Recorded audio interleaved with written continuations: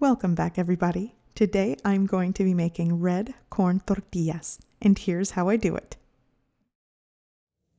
Okay, to start, I'm going to remove the stems and seeds from 3 guajillo chilies, and then I'm going to give it a rinse because, as you can see, these chilies do come with debris on them. Sometimes you can look out and get them really clean, but the bag that I got definitely has debris. So I'm just going to remove the stem.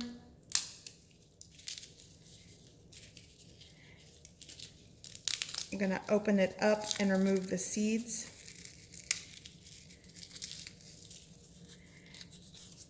And that's that.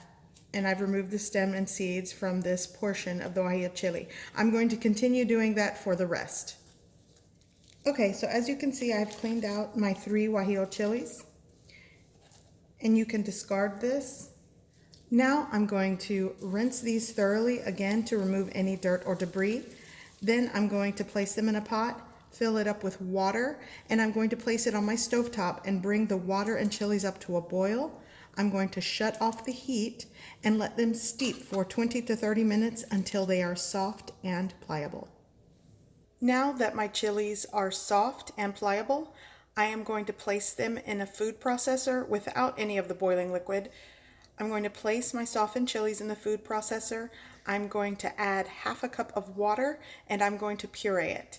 Then I'm going to pour it through a strainer and strain any seeds and skin that did not get pureed.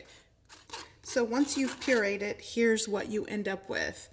This is pretty much the skin that just did not puree, and that's fine. So you'll discard this and you should end up with close to a half cup of guajillo chili puree. Okay, so now I have my puree. It gave me right around a half cup. I'm also going to be using a teaspoon of salt. I have 2.5 cups of instant corn flour for masa, not to be confused with cornmeal. And I'm also going to use 16 ounces or 2 cups of hot water. So first I'm going to combine my salt, give that a mix. Okay, oops, so that's mixed well. So now I'm just going to add my hot water to the bowl of pureed chili, and it's going to go right into my maseca.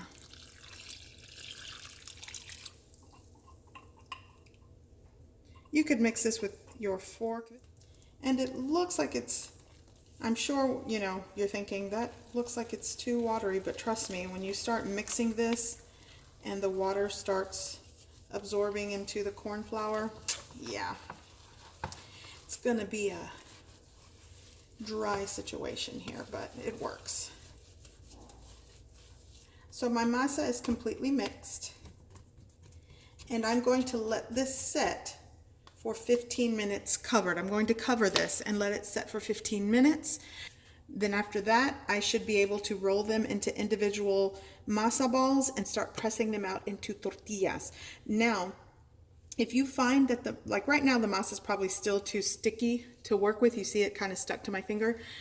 This is the reason why you want to let it set. You want to let any moisture basically be absorbed from the corn flour, and that'll make things a lot easier to handle. So at the end of the 15-minute rest time, you should be able to handle your masa without it sticking all over the place. So that's why you want to rest it. I'm going to cover this and let it rest.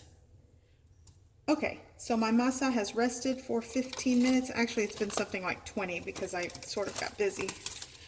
But I'm going to go ahead and start rolling out my masa balls. So you just take some masa, and as you can see, it's not sticking as bad. Okay, so I've rolled out all of my masa dough balls, and I ended up with 20, so that works. So I'm just going to keep these covered for right now, and I'm going to show you how I press these out.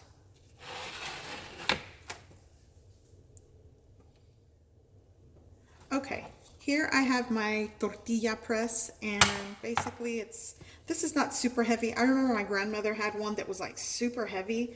They also have some that are big wood blocked ones. It's made out of wood, but I picked this up from my local grocery store. I'll leave a link for this one in the description below. So I've placed my masa ball on a plastic bag here. You could also use wax paper or parchment paper. I find a plastic bag really works with this. So I'm going to give it a press. And I'm doing this one-handed here, so I'm going to cover it with my plastic bag. And you want to make sure that there are no wrinkles, or as best as possible, because if you press it with a wrinkle in it, it might tear when you're trying to peel it off the bag. Filming with one hand and doing this is kind of tricky. Okay, so I'm going to fold that over, and I'll leave the link to this tortilla press in the description below. Now I'm just going to give it a press.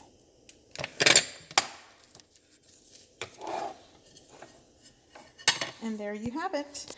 And I do find that if you sort of peel this back while it's still on your press, it's kind of flat, it does help come off a lot easier. And then what I like to do is close it back.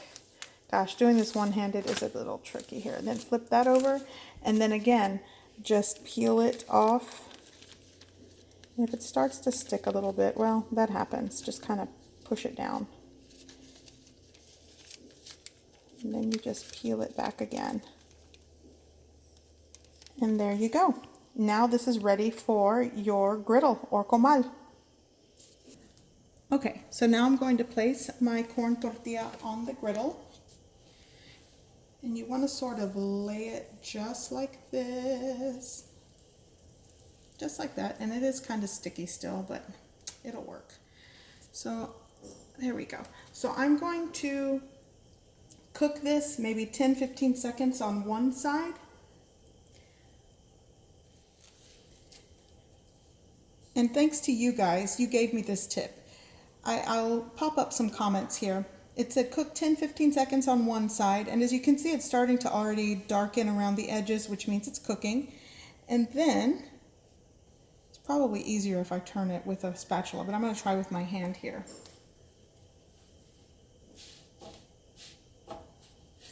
Now I'm going to let it cook longer on the second side. Maybe take it 45 seconds. And then after 45 seconds, I'll come right back and I'm going to show you how to get this to puff up.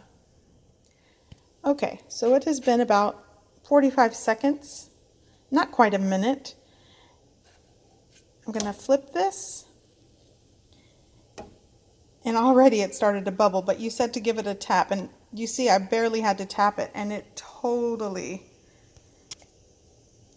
So I'm super excited. Thank you guys for the tip from my last video, because this is perfect. I'm going to continue cooking my tortillas, and I will be back when they are all done.